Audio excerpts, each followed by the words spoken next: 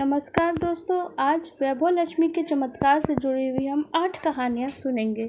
तो कहानी शुरू करते हैं। पहली कहानी है नवसारी से, जहाँ एक बहन वैभव लक्ष्मी के चमत्कार से जुड़ी हुई कहानी हमें बताती हैं। हम शुरू करते हैं। हम उस बहन की आवाज़ में ही बोलते हैं। हम बहुत गरीब थे। मेरे पति अब और भी ज़्यादा बीमार थे। मेरे 2 छोटे बच्चे थे। बड़ी लड़की पोस्ट पे नौकरी करती थी। उसकी तनख्वाह से ही घर खर्च चल रहा था। वो करीब 25 साल की हो गई थी, इसलिए हमें उसकी शादी की फ़िक्र हो रही थी। संयोग से एक लड़का मिला भी, और लड़का को लड़की और लड़की को लड़का दोनों ही पसंद आ गए। शादी की डेट फाइनल हो गई, पर एक दिक्कत आ गई। लड़के की माँ ने कहा, शादी भले ही सादगी से हो जाए, पर लड़की को 100 ग्राम सोने के गहने पहना के ही देना, वरना मैं शादी की सहमति नहीं दूंगी। अब हमारी स्थिति काफ़ी चिंताजनक हो गई। मानो किनारे पे आई हुई नाव अब डूबने को थी। बचत तो थी नहीं, 100 ग्राम सोना कहाँ से लेकर आए। मैं उदास होकर दरवाजे पे खड़ी थी। तभी बाहर के रास्ते पे एक मोटरसाइकिल बहुत तेज़ी से गुजर के गई। उसके ऊपर से कोई चीज़ जैसे उड़ के हवा में गिर गई, और नीचे गिरने की वजह से मैं जिज्ञासावश बाहर निकली कि यह क्या गिरा है। तो वो वैभव लक्ष्मी व्रत की किताब थी। मैंने साड़ी से पोंछकर उसे साफ़ किया और आंखों में चश्मा लगा के उसे पढ़ने बैठ गई। किताब को पढ़ते पढ़ते लगा मुझे कि मैं भी व्रत कर लेती हूँ, शायद समस्याएं दूर हो जाए और विपत्ति भी टल जाए। लगता है माता जी खुद मेरी मदद के लिए किताब मुझे तक पहुँचाई हैं। मेरे अंदर एक श्रद्धा का भाव जग गया था। दूसरे ही दिन शुक्रवार पड़ रहा था। मैंने नहाया धोया और 11 शुक्रवार की मन्नत मांग ली और संकल्प किया। फिर किताब में लिखी हुई विधि के अनुसार पूरे भाव और श्रद्धा से व्रत करने लगी। शुक्रवार को सारा दिन मैं जाम में लक्ष्मी का जाप करती रही, और शाम को चावल के ढेर पे तांबे के जल से भरा हुआ कलश रख के उसे कटोरी रखी। फिर मेरे हाथ में जो सोने की अंगूठी थी उसे किताब में लिखी हुई अनुसार विधि करके मैंने पूजन किया, और फिर गुड़ का प्रसाद भी रखा। मैं दिन रात माँ लक्ष्मी की छवि, धन लक्ष्मी की छवि दिल में लगा के बस गिड़गिड़ाती ही रहती। 5वां शुक्रवार जब हुआ, शाम को मैंने धन लक्ष्मी माँ की छवि का दर्शन किया और पूजन विधि शुरू कर दी। तभी मेरा 15 साल का लड़का दौड़ता हुआ आया और बोला, माँ देखो, हमारी महाराष्ट्र की लॉटरी लगी है, पूरे 50,000 का इनाम लगा है माँ। इतनी खुशी मुझे मिली जैसे मैं उछल ही पड़ी। मैंने कहा, थोड़ा सा रुक, मैं पूजा कर लेती हूँ, फिर प्रसाद ग्रहण करके बात करते हैं। हम लोग खुशी से अति विधिपूर्वक से मैंने श्रद्धा मानकर प्रसाद ग्रहण किया। बाद में लॉटरी का नंबर भी चेक किया। बात तो सही थी, माता जी ने मेरी मुसीबत दूर कर दी थी। लॉटरी के पैसे मिलते ही मैंने 100 ग्राम सोना लेके लड़की के लिए गहने बनवाए और फिर लड़की की शादी कर दी। फिर उसके गहने ससुराल भेज दिए। इस तरह से वैभव लक्ष्मी का व्रत करने की वजह से धन लक्ष्मी माँ ने मेरी पूरी मुसीबत दूर कर दी। मुझे लगता है आप सभी को वैभव लक्ष्मी की प्रशंसा करना चाहिए और उन्हें व्रत के रूप में याद करना चाहिए। थोड़ा सा भी प्रयास करने से कोई दिक्कत नहीं होगी। माँ तो सब पर कृपा करती है, वो आप पर भी कृपा करेंगी। अब हम शुरू करते हैं माँ लक्ष्मी की कृपा से जुड़ी हुई अगली कहानी। ऐसे ही माता लक्ष्मी के चमत्कार की एक और कहानी एक स्त्री ने हमें भेजी, और अपनी ही आवाज़ में उसने जैसा कहा हम उसे ऐसे सुनाना चाहते हैं। मेरे पति हीरे की दलाली करते हैं। हमारी आवक भी अच्छी है, यानी आय अच्छी है। अचानक ही एक दिन लेकिन हमारे पर मुसीबत आ पड़ी। रात को जब मेरे पति घर आए तो रोज़ की तरह शर्ट उठाकर घंटे खूंटे पे लटका दी, और फिर लुंगी बदल कर पैंट के नीचे रखे हुए पैंट में जो रखे थे पैकेट, उसमें हीरे को निकालने के लिए चले गए। पर हीरे के पैकेट तो वहाँ नहीं थे। जब मैंने किचन में देखा कि वो कुछ ढूंढ रहे हैं तो मैंने पूछा, क्या ढूंढ रहे हैं, कुछ हो गया है क्या? ऐसे ही हीरे का पैकेट उन्होंने कहा, नहीं मिल रहे हैं। हाँ, पैंट के बजाय मैंने जेब में ही रखा था, अब वो नहीं मिल रहा। अगर नहीं मिला तो हम बर्बाद हो जाएंगे। मेरे तो जैसे होश उड़ गए। तेज़ी से मैंने गैस बंद किया और हम दोनों ने मिलकर इधर उधर उसे ढूंढना शुरू कर दिया। रास्ते में जाने वाले रास्ते, अपार्टमेंट के सीधे, सीढ़ी के रास्ते, और कहीं पे भी हमने पैकेट को ढूंढा। जब वो नहीं मिल रहा था, हम दोनों ने बहुत जगह ढूंढने के बाद उदास होकर जब हम सोफे पे बैठ गए, हमें तो सारे भविष्य के दुख एक साथ दिखाई देने लग गए। इसी समय मेरे पति के दोस्त अपनी पत्नी के साथ हमसे मिलने आए। मैंने उनसे कहा, आकर बैठिए। फिर हम पानी लेने चले गए। मेरे उदास चेहरे को देख के उनकी पत्नी ने हंस के पूछा, क्या बात है भाई, काहे उदास बैठे हो, कोई लड़ाई झगड़ा हो रखा है क्या? मुझे लेकिन रोना आ गया। मैं रोती रोती हीरे के पैकेट खो जाने की बात कही। फिर वो लोग भी दंग रह गए। फिर कुछ सोच कर उसकी पत्नी यानी मेरी जो दोस्त की पत्नी थी, उन्होंने कहा मेरी पत्नी से, रमीला बहन, जो मुझे रसोई में लेकर गई और कहा भाभी एक बात मानोगे? मैंने कहा हाँ। वैभव लक्ष्मी कि व्रत की मन्नत कर लीजिए। आप व्रत करते हो तो मन्नत न मांगते हो। व्रत में श्रद्धा रखनी चाहिए। व्रत धनलक्ष्मी माता का है। अगर आप मन्नत कर लोगी उसके बाद आपकी समस्याएं दूर हो जाएगी। और व्रत की विधि भी उन्होंने बतला दी। मैंने तुरंत ही हाथ पैर धो के शुक्रवार को वैभव लक्ष्मी व्रत करने की मन्नत मांग ली। और 21 शुक्रवार की मन्नत मांगी थी मैंने। वैभव लक्ष्मी व्रत की किताब पढ़ने और बांटने की भी मन्नत मैंने मांग ली। सारी रात मैंने माँ लक्ष्मी का रटन करते रहा। सवेरे जब थोड़ी सी रोशनी हुई तो माँ की ही प्रेरणा से मैंने फिर से हीरे का पैकेट ढूंढना शुरू कर दिया अपने पति के साथ मिलकर। और हम दोनों रास्ते में जहाँ स्कूटर से आए थे, उस रास्ते में माँ का रटन करते करते बस पैकेट को ढूंढ ही रहे थे और आगे बढ़ रहे थे। हीरा बाजार में दाखिल होते ही एक कोने में कूड़े घर के पास आधा दबा हुआ एक पैकेट जिस पर मेरी नज़र पड़ गई। मैंने अपने पति को जब वो दिखाया तो वो चिल्लाने लगे, हाँ यही है, यही है। मेरे पति एकदम से पैकेट उठा लेते हैं और छोटी से रबड़ से बंधी हुई लेकर उन्होंने पैकेट को बनाया था और पैकेट बिल्कुल वैसा का वैसा ही मिल गया था।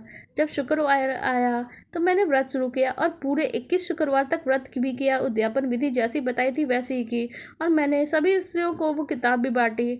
आपको क्या लगता है, वैभव लक्ष्मी का व्रत मैंने जब शुरू किया और मन्नत मांगी तभी मुझ पर कृपा हो गई। आप भी ऐसा ही व्रत करिए, आपके ऊपर भी जरूर ही कृपा होगी। वैभव लक्ष्मी के चमत्कार की अगली कहानी है। ये जो तीसरी कथा है, जब चोरी हुए गहने वापस मिल गए। नीला बहन का फ्लैट का दरवाज़ा गलती से खुला रह गया। उस समय ऊपर के फ्लैट में मिस्त्री का काम हो रहा था और ईंटें ले जाते हुए एक मजदूर ने देखा कि जब उसकी नीयत में खोट था।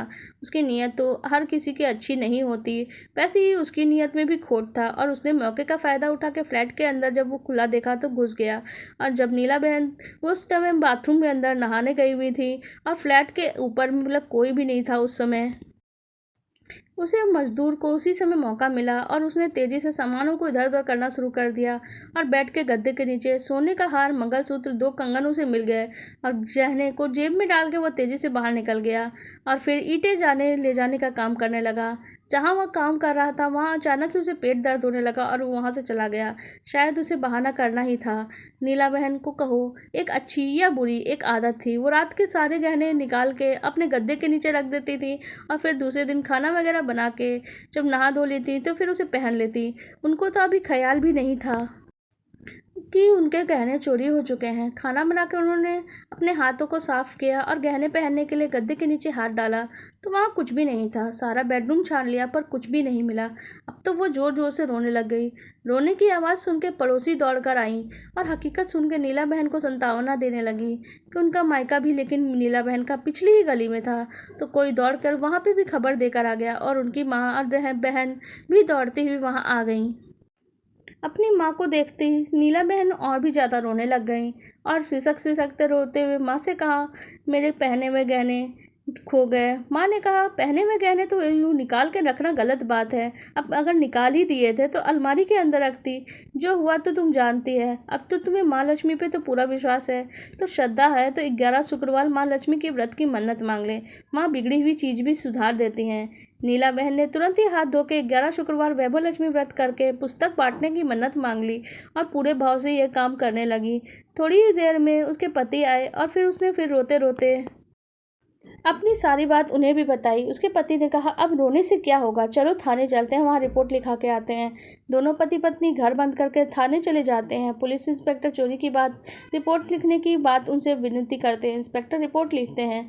नीला बहन गहने की कीमत नहीं लिखवा रही थी पर पुलिस कांस्टेबल तब तक एक ठो मजदूर को पकड़ के अचानक ही थाने आता है और बोलता है, साहब ये आदमी सुनार की दुकान के आगे टहला था, मुझे उस पर कुछ शक हो रहा था इसलिए मैंने इसे पकड़ लिया और एकदम से उसकी जेब से भी गहने मिले हैं। तो इंस्पेक्टर एकदम आश्चर्यचकित रह गया क्योंकि ये गहने नीला बहन जो इंस्पेक्टर को लिखवा रही थी और इंस्पेक्टर ने भी नहीं सोचा था कि वो गहने जो चोरी किया वो खुद सामने आ गया।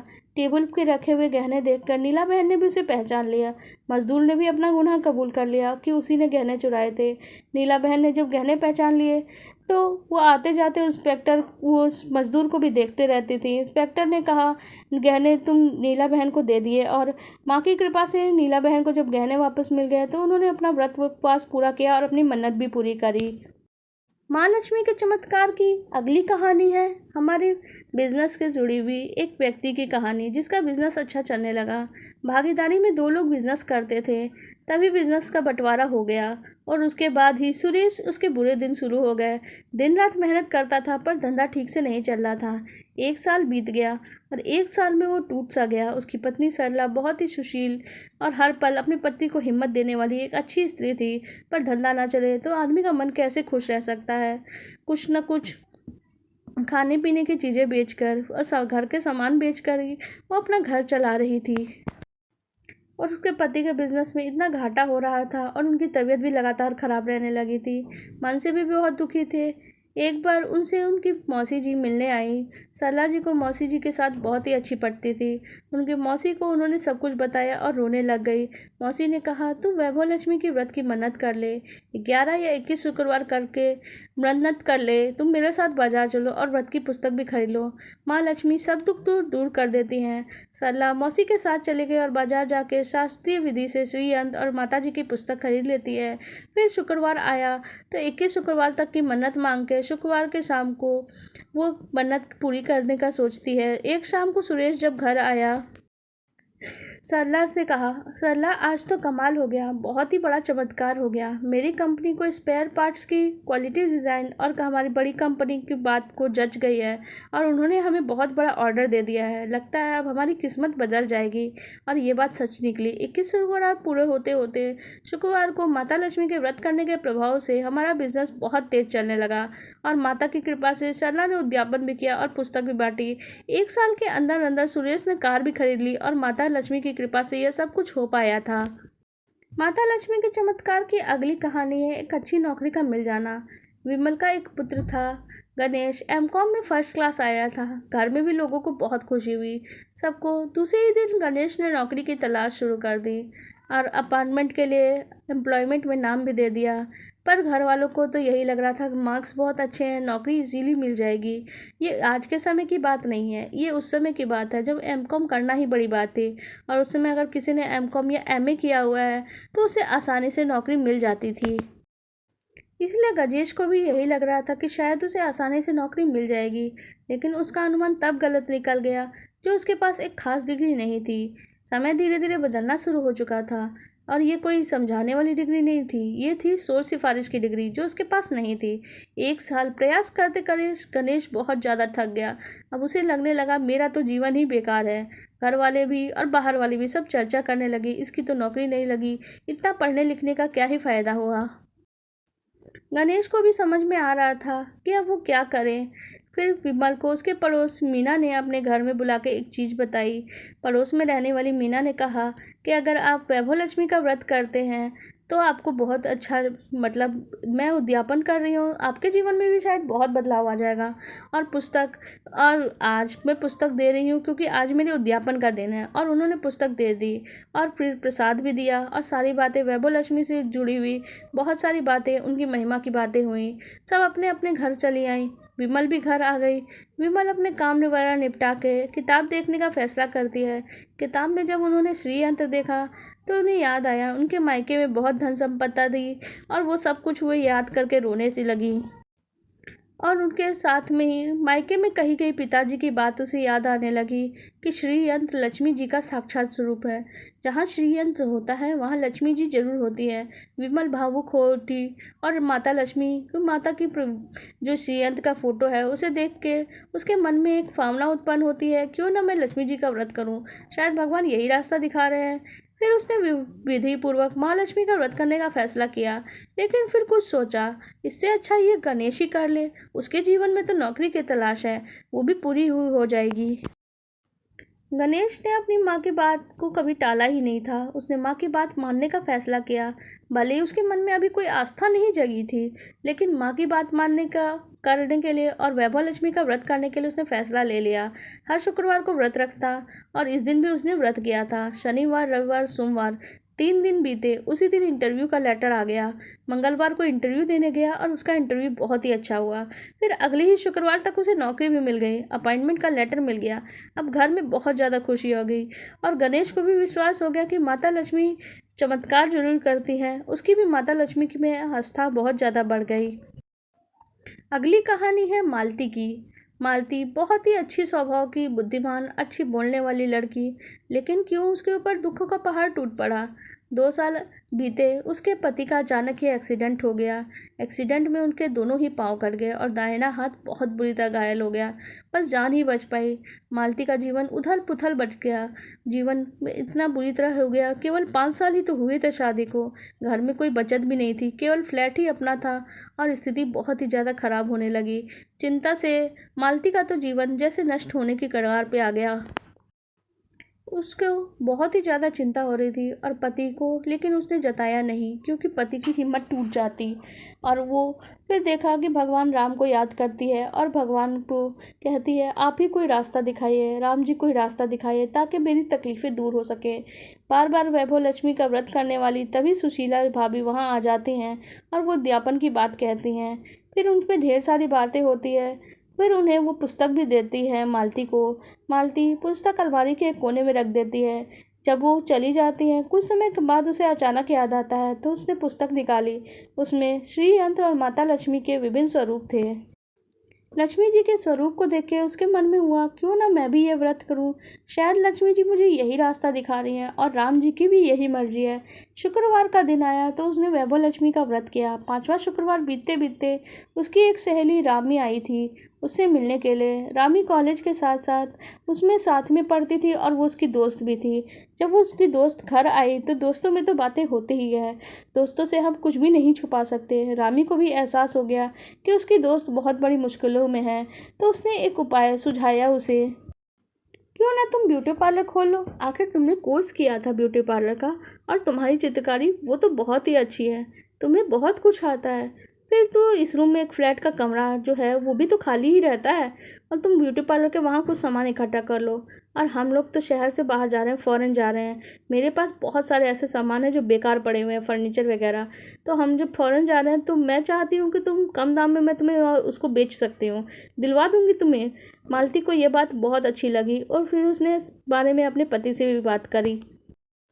उसके पति को इस बात से कोई एतराज़ नहीं था। उसने कहा, अगर तुम्हारे हाथ ठीक हैं, तुम्हारे हालात ठीक है, तुम सब कुछ करना चाहती हो, कर सकती हो, तो चलो जल्दी करो।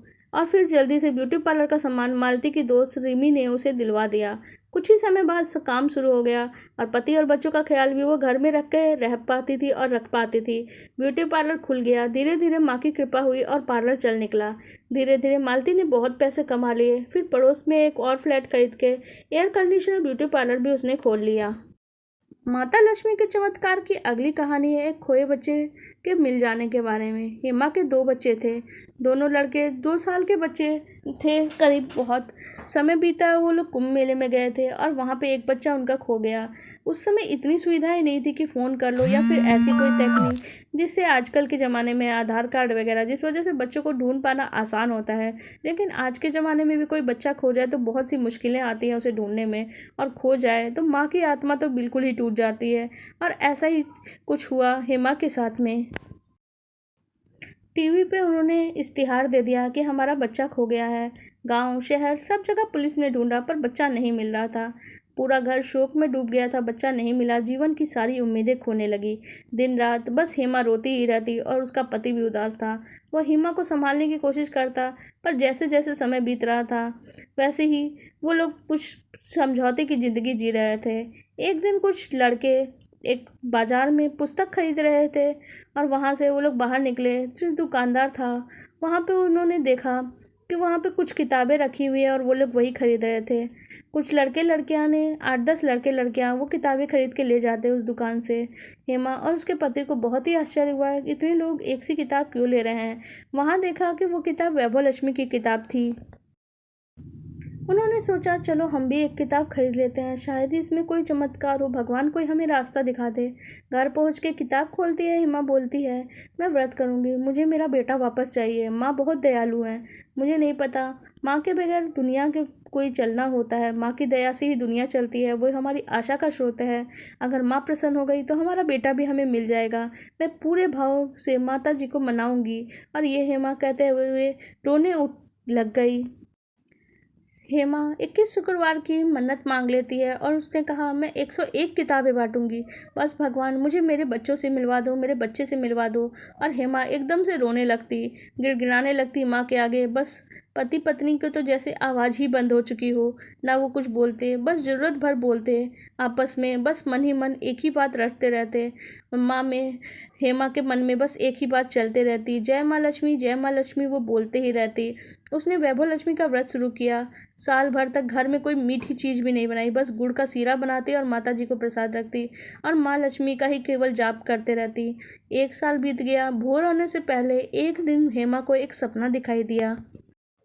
सपने में उसे एक रंग बिरंगा फव्वारा जैसा जगह दिखाई दी जो बाग था।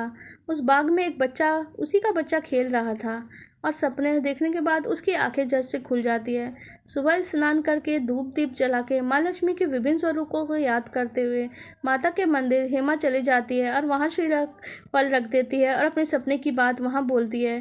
फिर घर आती है और अपने पति को अपने सपने की बात बताती है और जो कुछ उसने देखा था वो सब कुछ बताती है। उसके बाद उसके पति ने कहा, जिस तरीके से तुम जो चीज़ें बता रही हो, वो जो सपना है और जो जगह तुम बता रही हो, वो जगह को मैं जानता हूँ।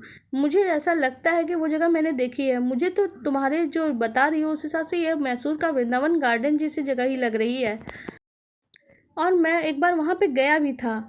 चलो हम वहीं जाके अपने लाडले को, अपने बच्चे को वहीं ढूंढते हैं। शायद भगवान हमें कोई रास्ता दिखाना चाहते हैं। ये सपना कोई सपना नहीं, ये कोई रास्ता है जो भगवान ने दिखाया है हमें। अपने बेटे, जो एक और बेटा था, उसे अपने ननंद के यहाँ रख के हेमा और उसके पति मैसूर गार्डन के लिए निकल पड़ते हैं। वहाँ पे वृंदावन गार्डन जाते हैं तो बच्चों को वहाँ पे ढूंढना शुरू कर देते हैं, अपने बच्चे को। और जय माँ लक्ष्मी का व्रत करते हुए, उनका पाठ करते हुए वो कर ढूंढ रहे थे उसे। लेकिन वहाँ तो जैसे चमत्कार होना ही लिखा था। एक जगह उसे अपने बेटे को खेलते हुए देखा और सपना में जैसा उसने देखा था बिल्कुल वैसे ही वो खेल रहा था, अपने ही किसी हमउम्र बच्चे के साथ उसे खेलते हुए देखकर वहाँ पे उसको जैसे वो गोदी में उठाने के लिए दौड़ पड़े। लेकिन वहाँ पे एक मद्रासी कपल बैठे हुए थे, जो वहाँ पे बैठे हेमा वहाँ जाते और अपने बेटे को गोदी में उठा लेती है और उसे अपने सीने से चिपका के रोने लगती है। बेटा भी घबरा जाता है और वो भी रोने लगता है। जो मद्रासी कपल थे वो एकदम से हैरान हो जाते हैं। हेमा के पति जब उसे सांत्वना दे के चुप कर आते हैं, तब मद्रासी कपल पूछते हैं कि आप लोग कौन हैं, इस तरह से बच्चे को क्यों उठा लिए। तो उन्होंने बताया कि नहीं, ये तो हमारा ही बेटा है, हमने दिन रात 1 साल से उसे ढूंढ रहे हैं। और उसने अखबार की कटिंग भी दिखा दी और भी कुछ सबूत दिए। जिससे मद्रासी कपल ने कहा, हम लोग जब कुंभ मेला गए थे तो हमें वहाँ ट्रेन में ये बच्चा मिला था। हमें नहीं पता था कि ये क्यों रो रहा है, पर हम उसे अपने साथ ले आए और अपने बच्चे के साथ में इसे पालने लगे, क्योंकि हमारा बच्चा भी इतना ही बड़ा था। मद्रासी का दंपति को उन्होंने धन्यवाद दिया कि उन्होंने इतने समय तक हमारे बच्चे को सुरक्षित रखा, अपने पास रखा। जीवन में तो जैसे सुख ही सुख आ गया। माता रानी की कृपा थी कि उनका बच्चा अभी तक सुरक्षित था और किसी गलत हाथों में नहीं पड़ा था। ये माता रानी को ही आशीर्वाद था। माता रानी को धन्यवाद करके वैभव लक्ष्मी व्रत की किताब का उद्यापन करने का फैसला हेमा करती है और व्रत की चमत्कार तो सारी दुनिया ने देखा ही था। अब वैभव लक्ष्मी के माँ के चमत्कार की अगली कहानी है एक लड़की की शादी से जुड़ी हुई। राधा की बेटी ज़्यादातर ऐसे कास्ट से जुड़ी हुई थी जहाँ पे लड़कियाँ बहुत गोरी होती हैं, पर राधा की बेटी थोड़ी सांवली थी। ऊपर से राधा की आर्थिक स्थिति, उसके पति की आर्थिक स्थिति बहुत ही साधारण थी। यह वह समय था अगर लड़की में थोड़ी सी भी कमी हो तो लड़का परिवार वाले, समाज वाले 100 कमियां गिनवाते हैं और लड़कों की कोई कमी गिनती भी नहीं जाती और दुनिया भर का दहेज की मांग पूरा करके ही उस लड़की की शादी हो पाती है। ऐसे में उनकी लड़की जो ग्रेजुएट थी, पर इनका पैसा नहीं था कि उनको दहेज के लिए भी पैसे दे सके और उसके सांवले रंग इस कमी को ढक सकें। शायद उस समय दुनिया के समझौता के इस लेवल पे नहीं थी जहां लड़की अपने अधिकार की बात कर सके। यह वह समय था कि अगर लड़की की शादी समय से ना हो तो दुनिया उसमें और भी कमियां निकालने में जुट जाती थी। ऐसे में ही राधा की बेटी की उम्र बढ़ रही थी और माता पिता की चिंता भी उसी तरह से बढ़ रही थी। समाज के जो लोग बोल रहे थे उस सब को किनारे भी करो, तो ये बहुत ही ज़्यादा उनकी चिंता के विषय था। ऐसे में ही एक दिन उसकी दोस्त के यहाँ चली जाती है राधा की बेटी, जहाँ पे उसे एक किताब दिखती है। वह अपनी दोस्त हिना से पूछती है ये किताब किस चीज़ की है, तो वह बोलती है यह माता लक्ष्मी के व्रत की किताब है। और वो फिर सोनाली किताब को पढ़ती है। किताब पढ़ते पढ़ते सोनाली के मन में आता है कि मैं इस किताब को पढ़ के व्रत कर लूँ तो मेरी भी शादी हो जाएगी और मेरे माता पिता की चिंता दूर हो जाएगी। सोनाली हिना से कहती है, क्या मैं ये किताब ले जा सकती हूँ? सोनाली के इस बात के कहने पे बोलती है, हाँ हाँ क्यों नहीं, पर तुम परेशान क्यों हो जा रही हो? ले जाओ, दिक्कत क्या है? लेकिन मैं तुमसे कुछ पूछना चाहती हूँ, क्या तुम ये व्रत करने वाली हो? उसने कहा, हाँ, मेरी शादी की उम्र निकलती जा रही है और अगर मेरी शादी नहीं हुई तो मेरे माता पिता की चिंता भी बढ़ती जा रही है। उसने कहा, हिना ने, तुम चिंता मत करो, माता लक्ष्मी सबके साथ चमत्कार करती हैं।